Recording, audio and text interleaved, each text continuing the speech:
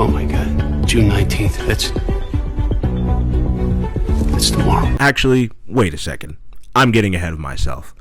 We can't get to Section just yet. We have to talk about Black Ops 1 first. I said, where are you from? Speak, cool, Woods. Where you talking to you?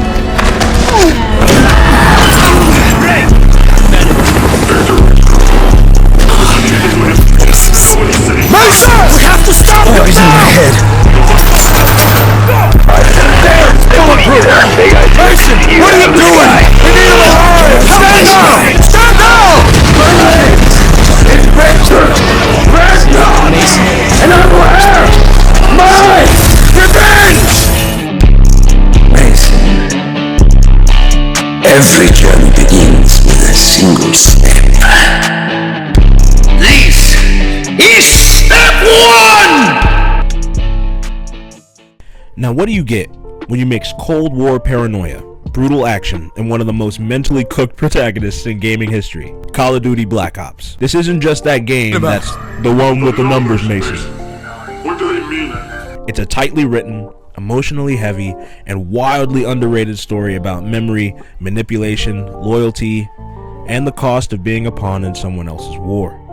Let's talk about why this campaign is still incredible today, and why Mason, Reznov, and the rest of the gang deserve much more credit for being some of the most grounded characters in a franchise that's well known for pretty much just having Michael Bay explosions. Alex Mason is one of the most compelling protagonists I have ever played as. He's not just gruff soldier man number 46. He is a deeply unstable, tragically manipulated, and at times he can be downright terrifying.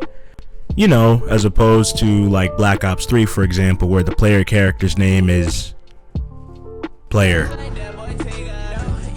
Wow, really original there, Activision. That's enough, Hendricks! From the moment we meet him strapped to a chair in that fluorescent lit hell interrogation room, we are inside his head, literally. Mason is a man torn apart by loyalty, betrayal, and straight up mind control. The kind of character who is not sure if his memories are real or if they were implanted, whose friends are dead and whose friends are just a voice in your head. You play the confusion. You feel the confusion. It isn't just storytelling, it's immersive psychodrama. And the best part, the game never stops to spoon feed it to you. You have to piece it together just like Mason does. And you slowly realize you've been carrying out somebody else's plan this entire time. So then, we have Viktor Reznov. Jump, Mason, jump! Go, Mason, go! Your turn! Come on! Step 8, Reznov! Freedom! For you, Mason! Not for me! Reznov! He comes into this. He's everybody's, favorite Russian with a heart of gold, who might happen to be a little manipulative because his friend, got brainwashed and he took advantage of it. He's complicated. He's a character built entirely on contradiction. He's brutal, yet loyal, idealistic, yet vengeful, and somehow, even after death, he still shapes the events of this story. His bond with Mason is deep and tragic. Mason, he isn't just some superhero for Reznov to be a sidekick to. He's Mason's moral compass. He's a hallucination therapist, and in a strange way, almost a surrogate father figure, all rolled into one. He's the reason Mason survives for Kuda, and he's the voice that's whispering in his ear, even after he's gone. And that's the twist. Reznov has been dead since the prison escape. I'll be back at the head of the table in no time. We'll get Ryan's head clear, and that's it. Call this cloak and dagger shot. It's bloody freezing out here.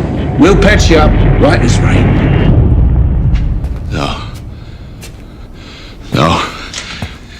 I'd remember. When they got out of Vorkuta, the guy that you've been following, trusting, listening to, was just a figment of your imagination and your shattered mind. Reznov, he took a bullet. No one fights alone. I will work my way around. Alright, but move quietly. What the fuck's wrong with you?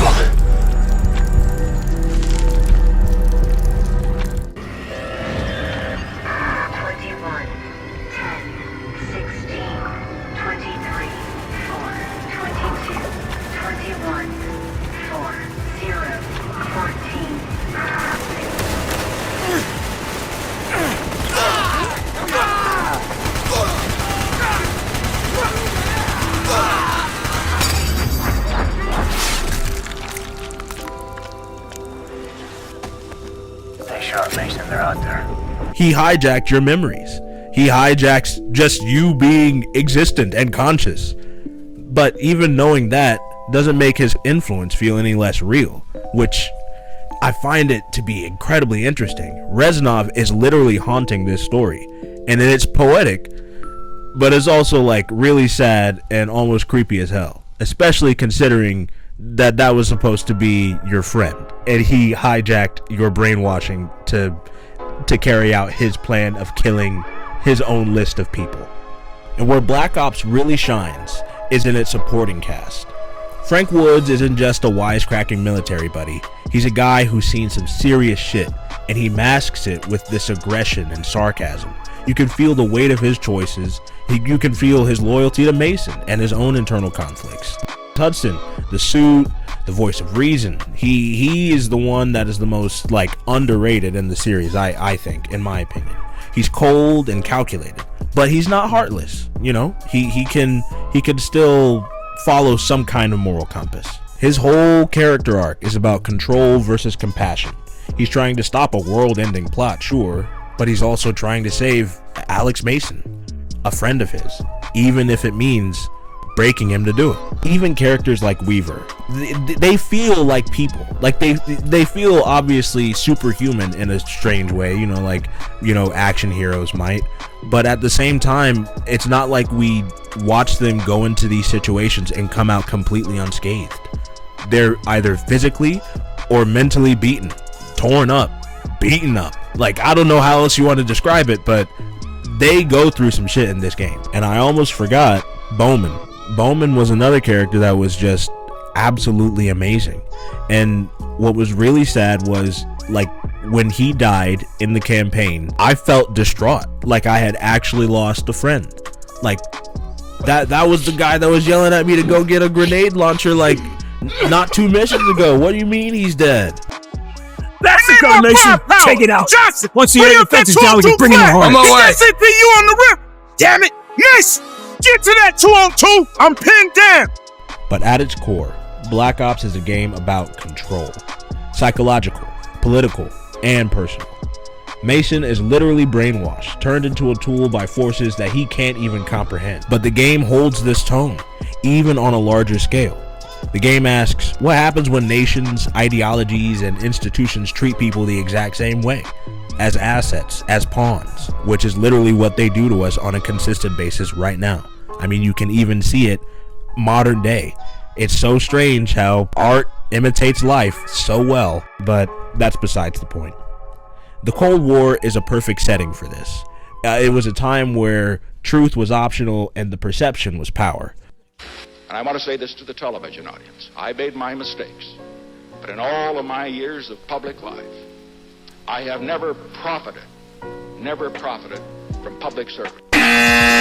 I've earned every cent. And in all of my years of public life, I have never obstructed justice. And I think, too, that I can say that in my years of public life, that I welcome this kind of examination. Because people have got to know whether or not their president is a crook.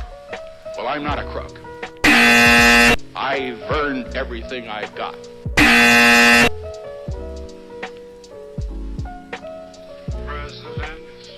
Yes. But the game doesn't just throw you into that world, it uses it. The conspiracies, the paranoia, the moral gray areas. Black Ops turns all that into storytelling fuel. And let's be honest, in 2025, somehow it's still relevant. Disinformation, manipulation, shadowy government operations. I mean, that's not Cold War fiction anymore. That's the news.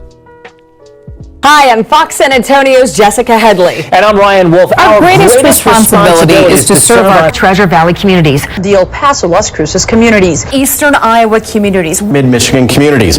We are extremely proud of the quality, balanced journalism that CBS 4 News produces. But we are concerned about trouble and irresponsible, one-sided news stories plaguing our country. The sharing of biased and false news has become all too common on social media.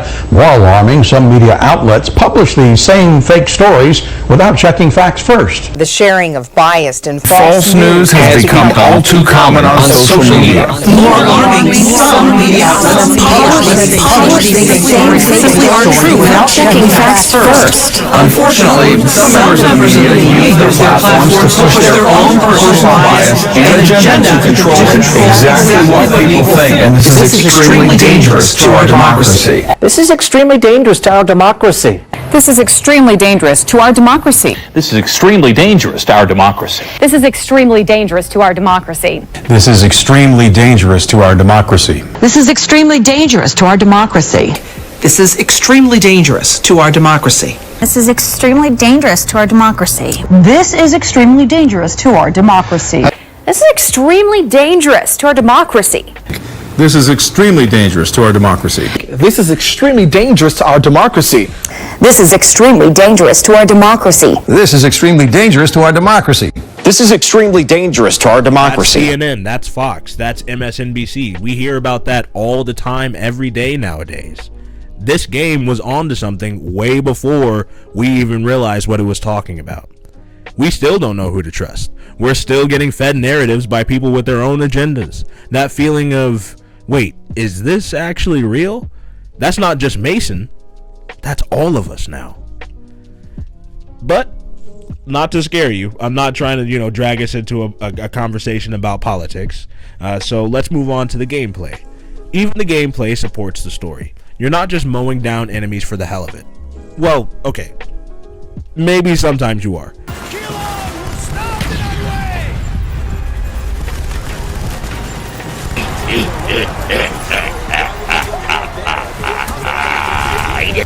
It's usually wrapped in a context that means something. The mission of Vorkuta. That's not a tutorial. That's Mason's trauma being forged in real time. A single step.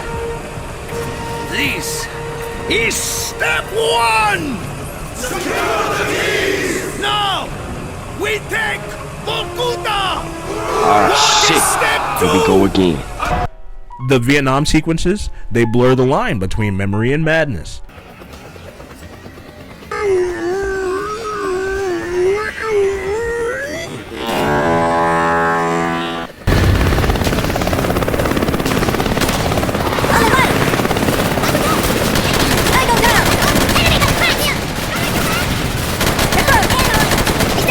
The flashing imagery, the shifting objectives, the weird dreamlike pacing, it's chaotic on purpose.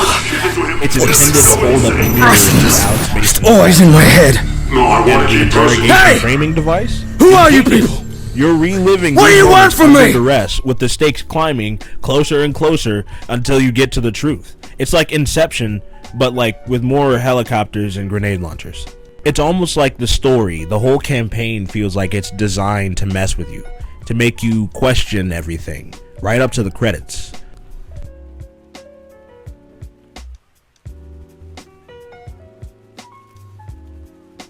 Black Ops came out in 2010, and it's still better than most story-driven shooters today. Why? Because it doesn't play it safe. It tells a paranoid, character-driven, morally gray story with emotional depth and actual stakes. It's not just America good, bad guys bad. It's what if the good guys don't even know what they're doing anymore, and it never lets you get comfortable in that idea. Don't ever get comfortable in the idea of thinking that the government is working in your best interest. But that's what this whole game is about. Mason isn't a power fantasy, he's a tragedy. Reznov isn't a hero, he's a ghost with unfinished business. And the rest of the cast, they're just trying to hold on to whatever humanity they've got left in a world that just keeps asking for more blood. So yeah, Call of Duty Black Ops isn't just a great shooter, it's a psychological thriller, a character study, and if you look at it in a specific way, kind of a warning. It's about memory, loyalty, and how far people will go when they don't know who they are anymore. It's raw, it's ambitious, and it's still relevant. And if you've only remembered it as the one where they yell about the numbers, you might just need to have a replay. Trust me, it's just like Reznov said.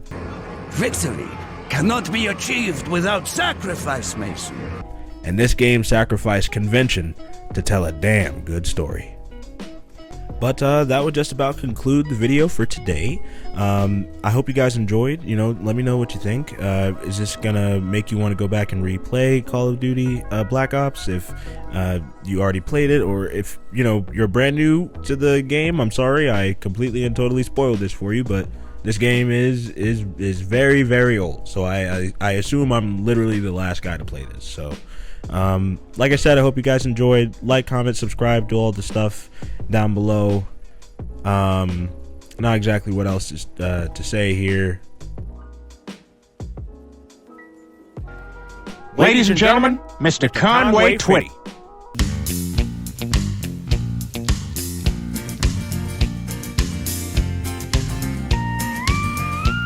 You can find me in the club, a bottle full of bub. I'm into having sex, I ain't into making love. So come give me a hug if you're into getting rough. Go shawty, it's your birthday, we're gonna party like it's your birthday.